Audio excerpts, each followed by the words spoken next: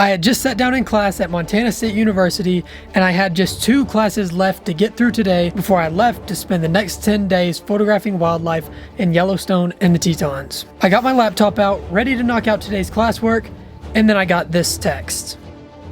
I had been dreaming of photographing a great gray owl at close range with my new 500mm lens since I had arrived in Yellowstone 4 months ago, and finally, the opportunity had arrived. So, as any irresponsible student with an unhealthy obsession for wildlife photography would do, I immediately packed up all my stuff, left class, and drove to Yellowstone. I was already going to be missing 5 days of classes so that I could spend the next 10 days in the park shooting, and now, make that 6. It was a 2-hour drive through a beautiful canyon bursting with fall colors to get to Yellowstone, and then from there, another hour to where the owl was hanging out. And unfortunately, despite leaving class early and driving 3 hours to get to the park, by the time I got there, the owl was gone. But all of my driving hadn't quite gone to waste, because instead of finding an owl, I found a foraging grizzly bear.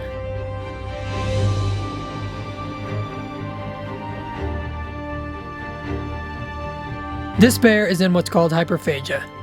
Hyperphagia is the state that bears enter in autumn, just before hibernation, to fatten up before going to the den. Bears drastically increase their calorie intake during this time period and can spend up to 20 hours a day looking for and eating food. This bear is digging for nutritious roots and forbs, which are primary food sources of grizzly bears in the greater Yellowstone ecosystem all year round.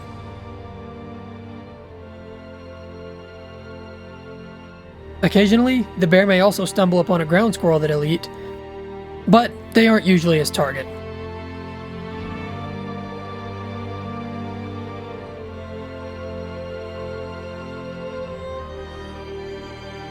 After foraging for nearly an hour, the bear came towards the road and crossed. I continued deeper into the park's interior, where, within just minutes, I found another traffic jam. And another grizzly. This grizzly bear was much farther out, but it was still a cool sighting.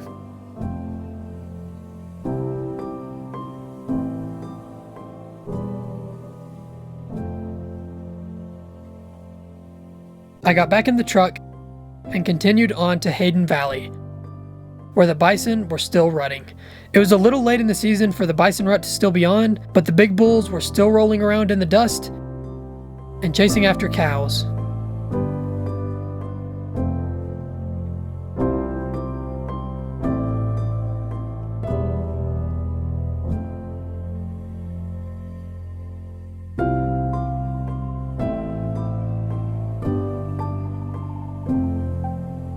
As night got closer and temperatures dropped, a storm rolled in, bringing sleet with it.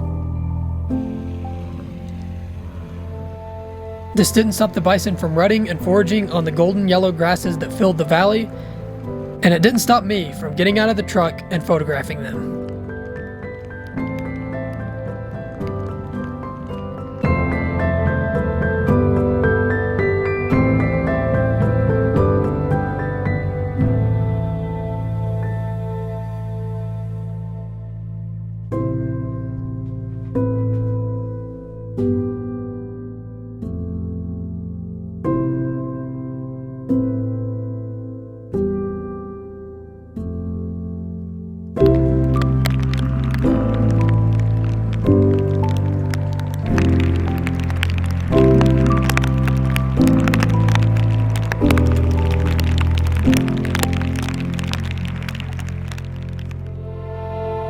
Darkness sank in over the park, and to close out what had already been an incredible night, I found my first rutting elk of the fall season.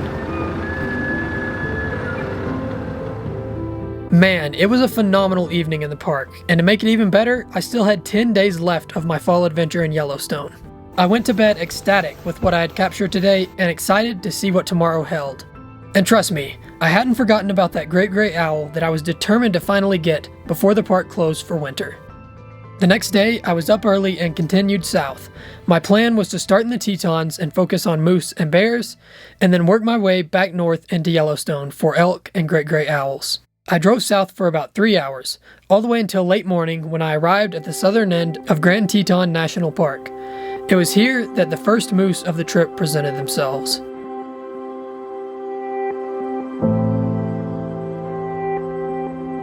A cow moose with a calf sat on a small, grassy island in the middle of the river, a big bull watching them from the bank behind. The moose rut was just beginning, and he was very interested in mating this cow.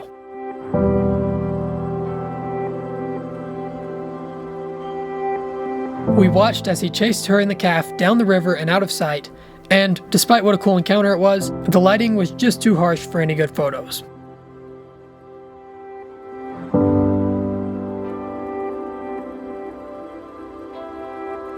So, I drove back to this spot well before sunrise the next morning, hoping to capture these moose in softer, more beautiful light. The cow and her calf were out in the flats near the roadside, but the bull moose was nowhere to be seen. I was tempted to just stick around up here and shoot these two, but I knew the best shots, the shots I was really looking for, would come from finding and photographing that bull in the oncoming golden light. Okay guys, so down there where all those people are at, we've got a cow and a calf moose, which is cool, but I've already gotten some photos and video of them, and I could get some more photos and video in really nice light here. What I'd rather do is cross this creek and look for the bull moose that was down here the other night, because I'd rather get photos of him in good light. So it's kind of a risk that I'm taking to, not go after them and get guaranteed photos versus a risk to maybe get photos. But if I can find this bull, it'll really pay off because the light's going to be beautiful, the setting is beautiful, and it will really pay off, assuming I can find the bull. So we're taking a risk here, but hopefully it's going to work out, and I'm going to get some bull moose photos in this beautiful fall color. I walked around the flats along the riverside for 30 minutes, searching for the bull moose.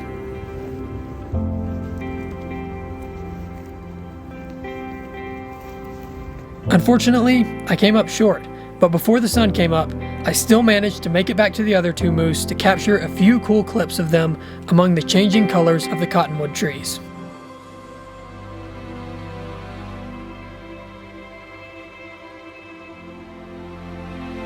These two are foraging on willows and other plant matter. If you watch closely, you can see this cow strip every last leaf off of this stem in a matter of seconds. If you didn't catch it that time, she does it again right here.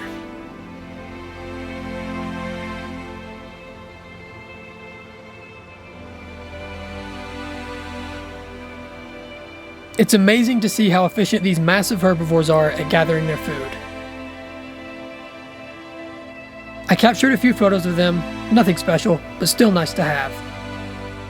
After a morning spent with moose, I decided to head back into the northern areas of the park to look for grizzly bears. Specifically, I wanted to get photos of Grizzly 610 and her triplet cubs before going back to Yellowstone. You may remember a previous vlog I made, where on a summer trip to the Tetons, 610 and her cubs evaded me by minutes. Well, it turned out that my luck with 610 hadn't changed much. I spent the next 2 days looking for her and had absolutely no luck. Not even a glimpse of her, let alone any photos.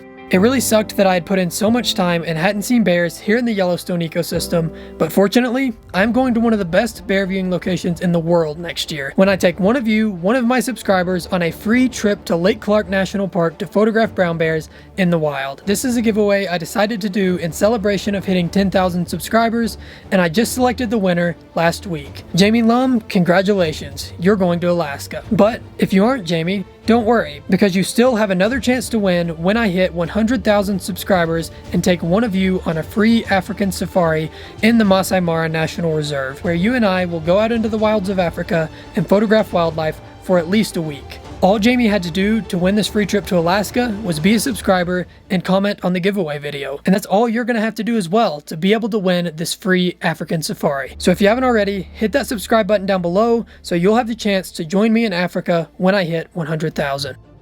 Now getting back to the video, the few days that I spent looking for 610 weren't a total bust. While waiting for her to appear where we suspected she would appear, I did see a red fox moving along the riverbank, and a family of otters, which was very fun to watch.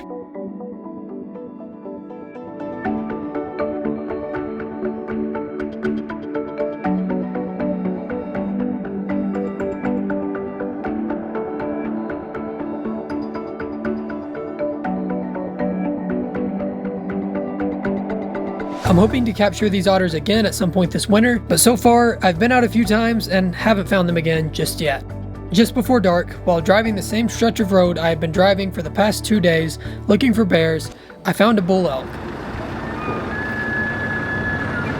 He bugled out into the cool autumn air, as if he was ringing a dinner bell for a pack of wolves or 610 and her cubs. The lights of Jackson Lake Lodge shined bright in the background as the bull disappeared into the willows.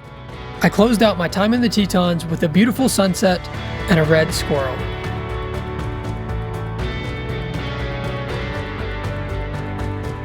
By now, I had spent far too much of my precious fall time in the GYE looking for 610, and she was simply nowhere to be found. So, I decided it was time to head back north into Yellowstone. Maybe there, I thought, I would have better luck with bears. And I thought right. As I drove through the park on a warm fall day, I rounded a corner to see cars parked along the roadside. I pulled in, got out, and set up my camera and tripod. Lo and behold, 2 grizzly bears, nicknamed Raspberry and Jam, were looking down at me from the hillside above. I have photographed Raz and Jam many times before in previous vlogs and had some really cool up-close encounters with them in the summer. Shortly after I arrived, the bears got up and began to move east along the hillside. I got back in the truck and moved up the road, my lens sticking out of the window as I crawled forward. Instead of sticking with the crowd, I decided to pull ahead to where I thought Raz and Jam would appear again, and it paid off because I ended up getting some of my favorite video clips I've ever gotten of them in beautiful fall foliage.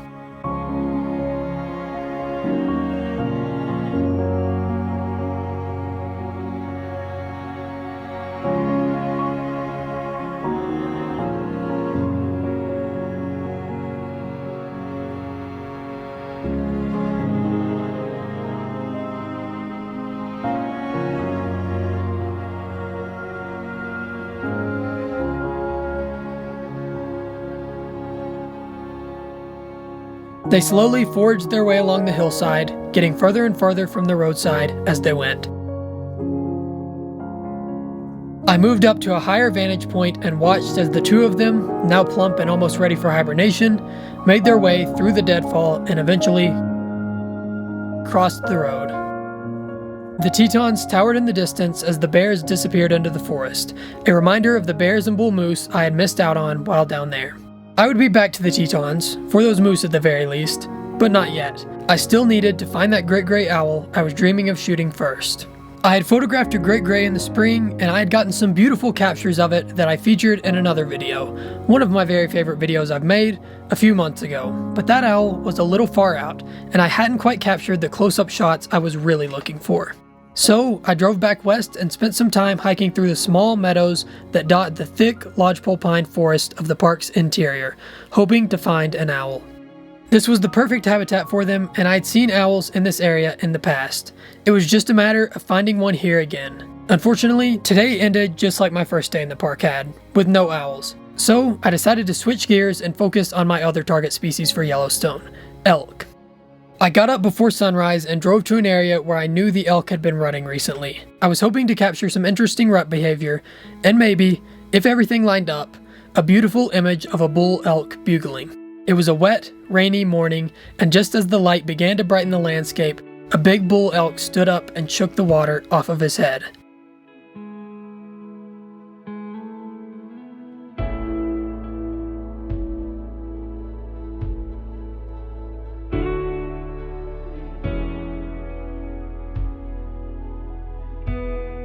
About 100 yards west, another bull, a larger bull, stood as well, the dark forest behind him hiding his harem of cows. It was time for the rutting action to begin. The elk rut, in more simple terms, is elk mating season. It's when the male elk, called bulls, gather a harem of female elk, called cows, and mate as many of them as possible. The smaller of the 2 bulls bugled out into the pre-dawn light, allowing me to capture some beautiful images of him with the Absaroka mountain range looming in the distance.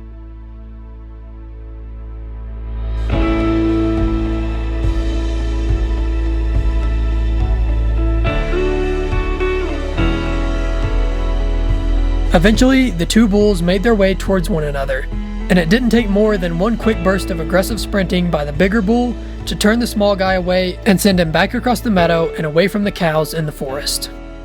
I watched and filmed with excitement as all the drama unfolded, just hoping I would capture that elk bugling photo I was looking for. The elk were active for nearly 2 hours, and fortunately for me, my time out there paid off, and I got to capture some of my very favorite elk images I've ever captured.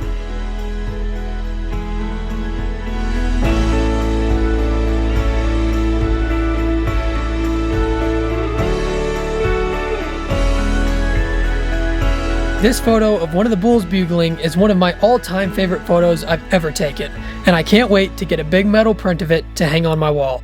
While we're on the topic of prints, I do want to quickly remind you guys that over on my website, which is linked at the top of the description, I actually sell prints of many of my best photos, and I can do custom prints for any images that aren't listed on there. So if you're interested in having prints of any of the photos you see in this video or my other videos, go to that link to check out what I've got. Buying prints really does go a long way to help me keep doing what I love, getting out in the field and making these videos for you guys to enjoy. Finally, as the sun rose into an overcast sky, the elk slowed down and went from rutting to grazing. Eventually, they would head into the trees and bed down, then come back out for more rutting in the evening. I soon left the area and headed to the northern part of the park to see what there was to be found up there.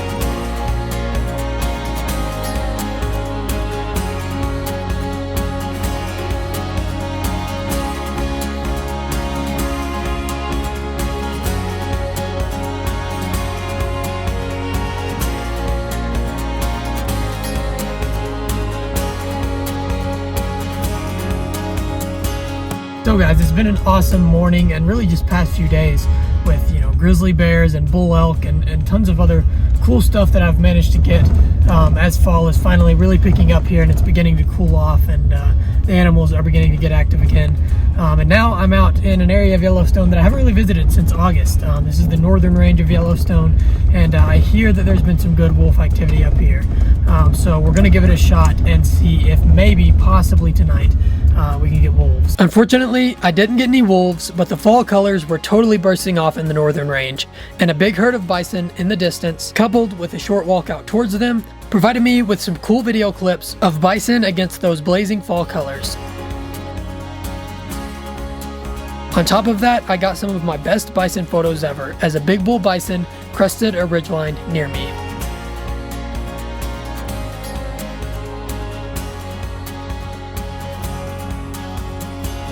As sunset neared in Yellowstone, the bison moved down into a riverbed.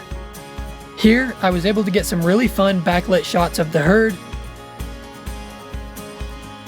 and I even captured these birds flying from bison back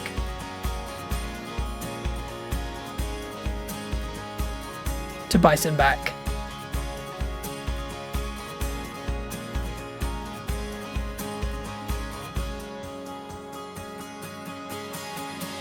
The sun finally dropped over the horizon, turning the sky shades of pink, orange, and purple, and I drove out of the park and went to bed after a long day out shooting. Before I went to bed, I caught word of a bison carcass near the road, so I was up before dark and staked out nearby in hopes of capturing something. Wolves or bears are what I was hoping for, but all I ended up with were some ravens and a coyote, who tirelessly chased ravens off of the carcass all morning long. I stayed here a while, but it was only getting hotter, and no big predators were coming to the carcass, so after a few hours of waiting, I moved on. I decided to head south. I only had a few days left in the park by now, and I still hadn't gotten those dream shots of the great gray owl I had missed at the very start of my trip. So, as the sun peaked in the sky, I started driving towards an area that I knew I might be able to find an owl in. Shadows began to lengthen as I drove towards the owl spot, and I knew I would be timing my search for the owls perfectly with their evening hunt. All that needed to happen was for one of the owls to be out and about. And then, as if on cue, I got one of those texts that every wildlife photographer loves, just like the one I had received last week while in class. A great gray owl was out once again, right in the spot I was driving towards to search for them, and I was finally going to have the chance to get some photos of it. As fast as I safely could, I beelined for the spot, whipped my truck into a pullout, and trekked straight into the forest. Unfortunately, I didn't capture much footage for this part of the vlog because, to be honest, at this point I was just trying to make sure I got shots of this beautiful bird. But after a close and scary run-in with an angry rutting elk in the forest, I made it to the meadow where the owl was, and I began shooting for the vlog once again. Before I get any farther, I want to say huge thanks to my friend Julia for tipping me off about this owl's location. She's the one ahead of me in this clip, and she's the one who found this owl and texted me about it. If you're interested, check out her Instagram to see some of the shots that she got from this day. I'll link it down in the description. She's got some really awesome stuff on there. I set up my tripod and began filming the owl. It was way up in a tree at first, and the background was cluttery and distracting. Not what I was looking for.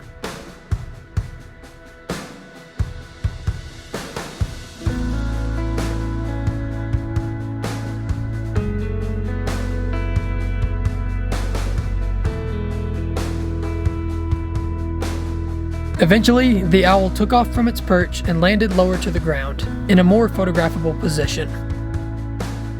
We both moved with it, leaving enough distance between ourselves and the bird for it to still be able to hunt. The owl sat atop its perch, listening intently for movement in the grass. Great gray owls are rodent specialists, and they have immaculate hearing that allows them to pinpoint mice and other rodents in the tall grass. They can make a kill based almost entirely on nothing but the sound of the rodent moving through the grass. It's pretty impressive to witness, and hopefully it's something I'll be able to capture for a future vlog. I got some cool photos of the owl in this position, but the background was still a little more cluttery than I was looking for. Just as I was about to move into a better position, a piercing bugle sounded out nearby. We turned around to see a huge bull elk making his way into the meadow behind us. The elk passed right by us, a little too close for comfort, and then another bugle and yet another bull appeared in the meadow nearby. We were caught up in the middle of a standoff between two bull elk in the Yellowstone backcountry as night was closing in on the park, all while trying to photograph a great gray owl. It's safe to say this had turned into a very interesting evening.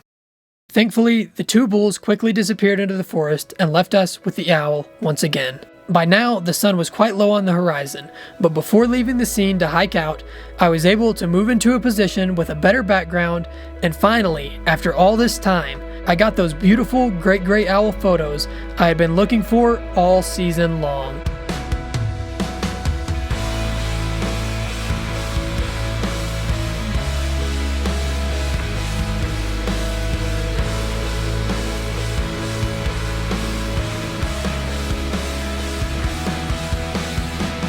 The owl disappeared into the forest, twilight following behind it as it followed behind the bull elk. Julia and I hiked back out to the road, ecstatic about the images we had just gotten, and made it back to our vehicles just in time to see beautiful pink clouds scattered across the blue skies above the park. It had been an epic fall in Yellowstone so far, and I still had many cool encounters to come, which will all be featured in the next vlog. I can't wait to show you guys what else I captured, but until then, here's a video from spring, where I photographed everything from wolves killing an elk to more great gray owls. Thanks for watching, guys. Get out there and take some photos, and I will see you all in the next video.